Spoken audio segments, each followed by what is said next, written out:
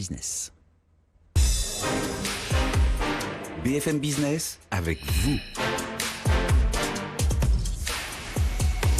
À 40 de chaque heure, du matin au soir, on répond à vos questions. Et alors là, on est sur des questions très intégrales bourse avec vous, Lorraine Goumeau. On vous retrouve, vous allez nous accompagner cet après-midi pour répondre avec vos experts à ces questions qui se posent sur la communication financière des sociétés cotées, les enjeux de la Comfi pour les sociétés cotées pendant cette période de crise sanitaire.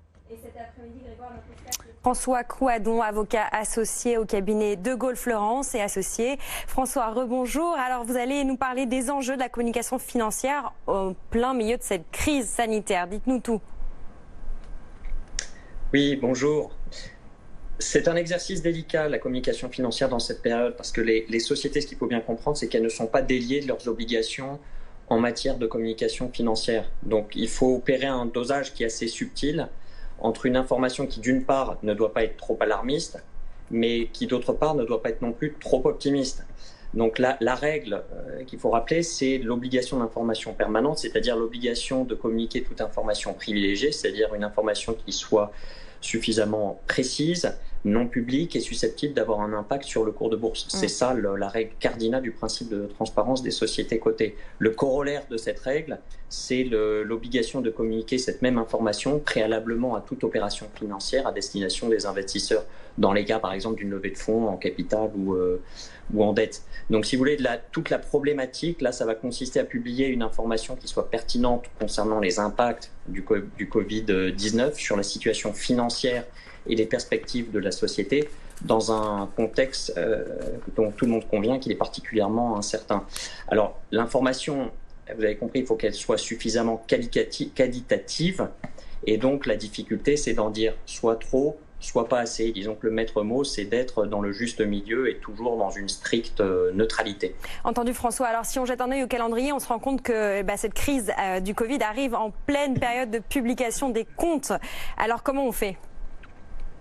Ah ben là, ça pouvait pas plus mal tomber de ce point de vue-là. Ça, c'est l'autre volet de la communication financière, c'est l'obligation d'information périodique sur les comptes. Alors, l'impact, il se fera ressentir dans les comptes de 2020 principalement, mais pour autant, il y a une autre obligation d'information là, comptable, c'est que la pandémie doit être considérée comme un événement post-clôture.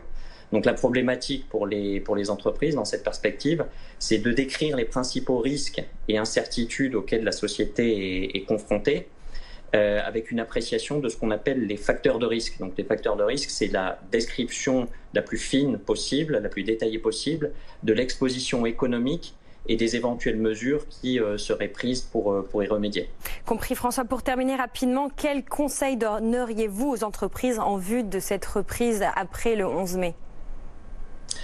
Eh bien, vous avez raison de placer le débat dans une perspective un peu plus constructive et de reprise d'activité, parce qu'on a vu que les entreprises préparent des plans de reprise actuellement. D'ailleurs, certaines ont même déjà anticipé la reprise, ont commencé à refaire tourner les usines. Je dirais que pour conclure, le principal point d'attention, c'est de bien distinguer pour les émetteurs cotés la communication financière réglementée, dont on vient de parler, et les contraintes qu'on a pu brièvement exposer, et la communication commerciale d'optimisme dans la reprise d'une activité. Alors évidemment, il y a d'autres points d'attention.